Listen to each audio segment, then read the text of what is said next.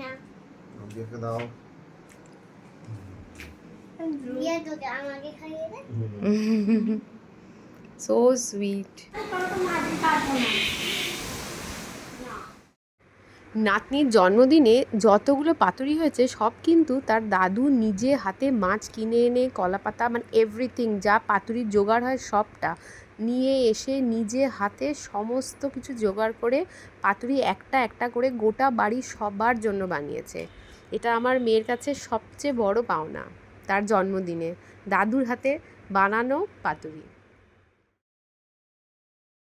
ওর দাদু বানিয়েছে, ঠাকুমা রান্না করেছে, আমি করেছি, রান্নার দিদিরা হেল্প করেছে, সবাই মিলে এই আয়োজনটা সম্ভব হয়েছে।